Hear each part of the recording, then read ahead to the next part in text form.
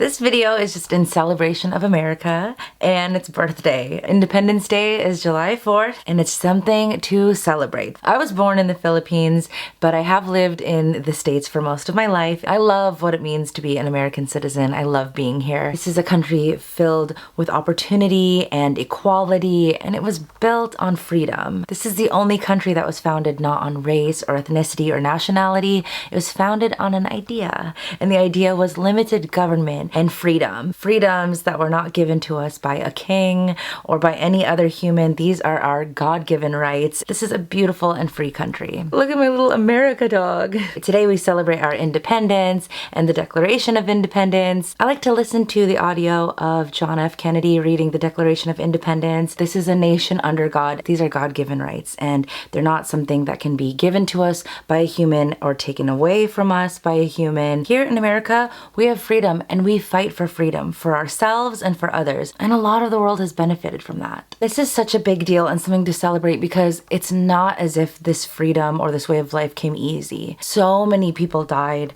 just to keep you and your family safe. Just even signing the Declaration of Independence, everyone who signed risked their lives, their families' lives, to create a nation like this was not an easy task. It's not something for us to take for granted. We should celebrate and always remember the people who gave their lives just for us to be able to live freely. I don't take it lightly that I'm here and given the same opportunities as everybody, and you can do with that whatever you like. So I'm just full of gratitude today, definitely in a celebratory mood. I am so happy to be here, and it's a great reminder, right in the middle of the year. We should also take the time to note that freedom means people will do things that you don't agree with. Our First Amendment right says Congress shall make no law respecting an establishment of religion or prohibiting the free exercise thereof or abridging the freedom of speech or of the press or the right of the people peaceably to assemble and to petition the government for a redress of grievances. Here in this melting pot of a country, people are going to say things that you don't necessarily agree with because they're free to do so, and you are too. So that's just something beautiful. I think that some people think is like a double-edged sword, but it's not. You shouldn't have a problem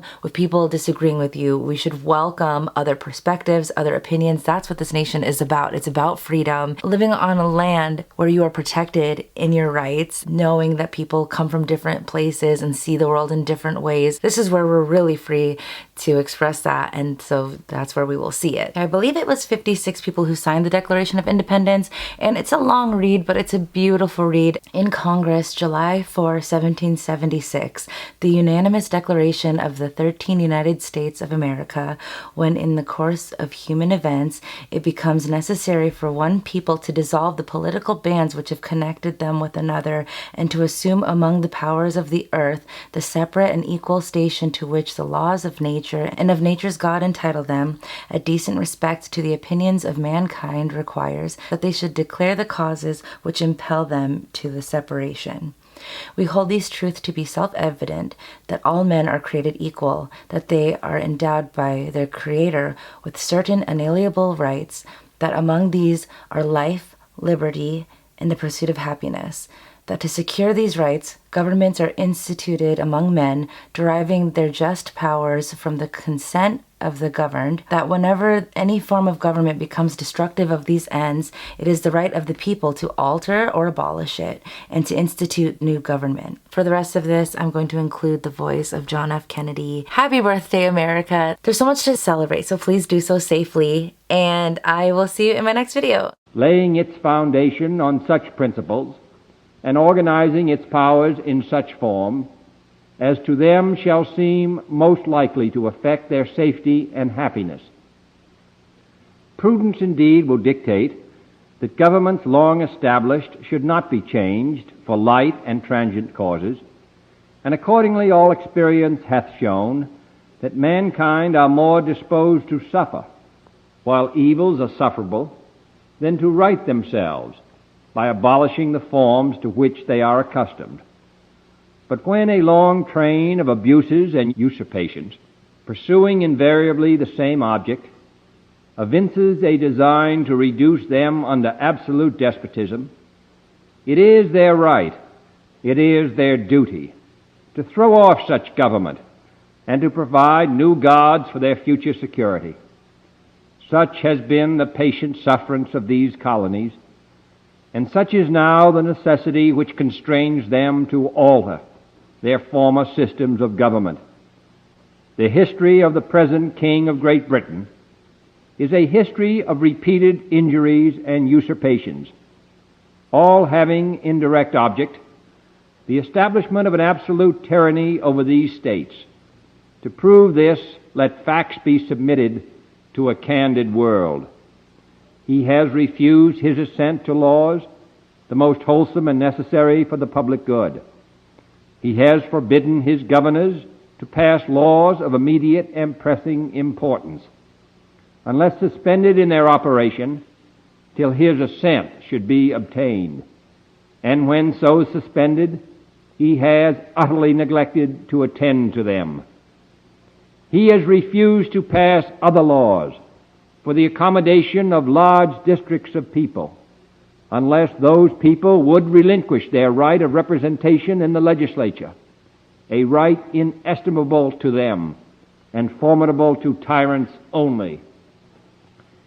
He has called together legislative bodies at places unusual, uncomfortable, and distant from the depository of their public records, for the sole purpose of fatiguing them into compliance with his measures.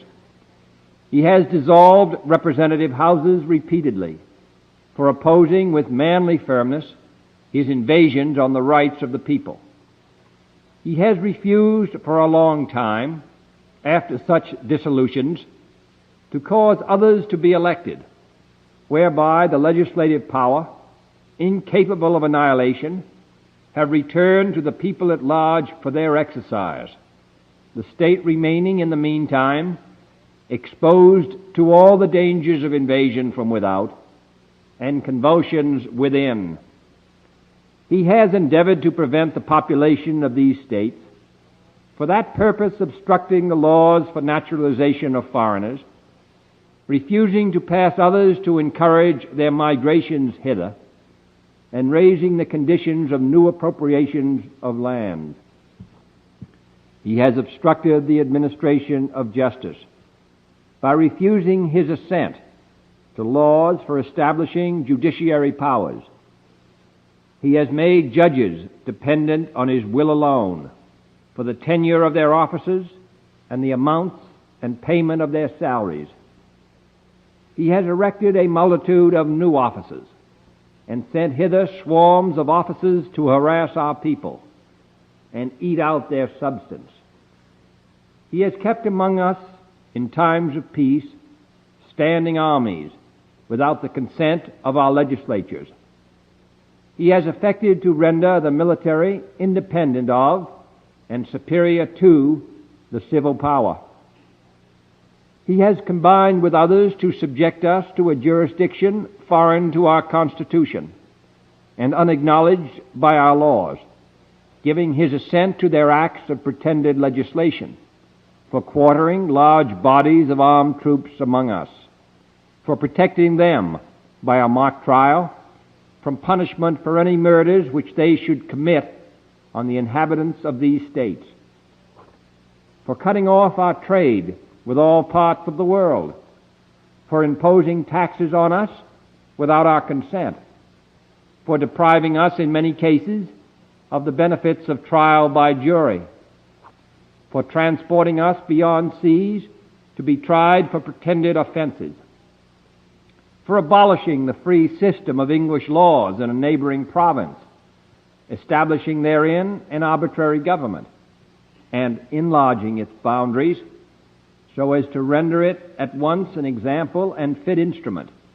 for introducing the same absolute rule into these colonies, for taking away our charters, abolishing our most valuable laws, and altering fundamentally the forms of our government, for suspending our own legislatures and declaring themselves invested with power to legislate for us in all cases whatsoever. He has abdicated government here by declaring us out of his protection and waging war against us. He has plundered our seas, ravaged our coasts, burned our towns, and destroyed the lives of our people. He is at this time transporting large armies of foreign mercenaries to complete the work of death, desolation, and tyranny, already begun with circumstances of cruelty and perfidy, scarcely paralleled in the most barbarous ages, and totally unworthy the head of a civilized nation. He has constrained our fellow citizens, taken captive on the high seas, to bear arms against their country, to become the executioners of their friends and brethren, or to fall themselves by their hands.